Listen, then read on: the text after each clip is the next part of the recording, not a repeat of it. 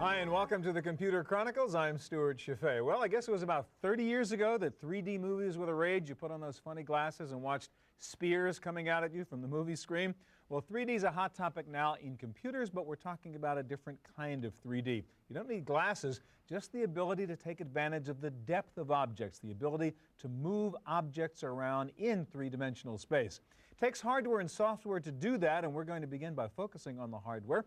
Brian, you guys have a 3D accelerator card called the Voodoo, or the Voodoo 2 now, I guess is what we're using. What does a 3D accelerator card do for me? Why should I buy one and put it in my PC? Well, the 3D accelerator allows you to offload the graphics functions from the Pentium and the 2D card, and so you have a dedicated graphics processor which can give you better frame rates and better special effects. All right, so it's going to work faster, and therefore it's going to allow me to see things essentially I couldn't otherwise see? Correct. All right, let's try to demonstrate that. Quake is thought of as a 3D game, if you will. You move around in 3D space, but most people play it in a very flat kind of 2D environment. And let's sort of do a before and after and show us the difference. Okay, what you're seeing here then is without a 3D effects accelerated card, you're running off of your 2D card in the Pentium here, and you get an okay game experience. It's a little bit blocky as you see. That's pretty crummy looking when you get close, as we know. And then as you see the men further away, you can't pick out a lot of the details. But now if I switch to the 3D mode and allow it to load up, you get a much higher quality picture and color depth. Isn't it? And there's special features like the colored lighting that just wouldn't be present in a software-only version. So you get a better game experience, better visuals. It's totally different looking, really, isn't it? Yep, much faster also. All right, now there's another example I want to ask you about. You know, for gamers, you think about, well, there's arcade quality games, and then there's sort of Sony PlayStation quality, and there's a PC, and there's a battle over where you get the best quality. Can you get actually the top kind of quality in terms of the 3D effect on a PC with a 3D card? You actually get much better game experience from a PC with a 3D effects card installed. There are arcade games which use Voodoo graphics in the arcade, right, and then there's console systems which use their own dedicated graphics processors.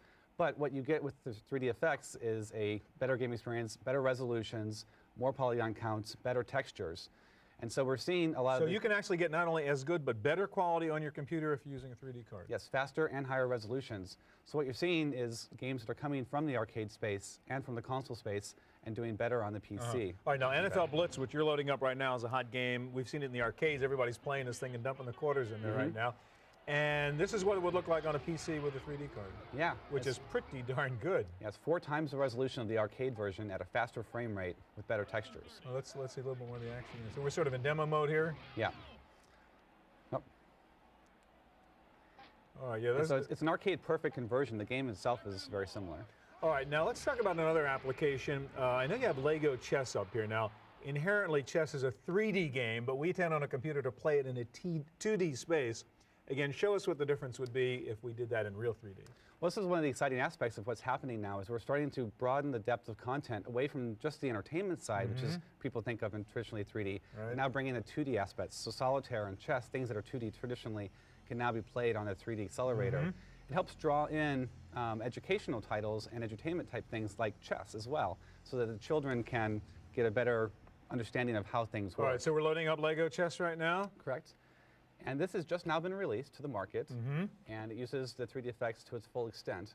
All right, so we've got Lego chess up on the computer now, and tell us why it's better as a 3D experience. Well, what you get is a traditionally 2D game that is now more presentable to kids and other people. As you start to look at it, you're immersed in a 3D environment, and with the familiarity of Legos, you make it a little bit easier to understand and play. And we see, obviously, as they should in chess, these guys are moving forward and backward and left and right and really on that 3D board.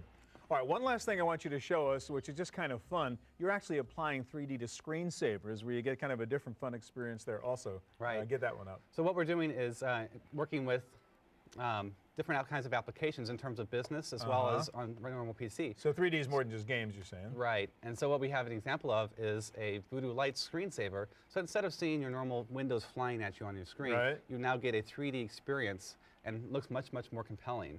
All right. Well, it's certainly a lot of fun, anyhow, to see stuff coming in and out there. All right. Thank you very much.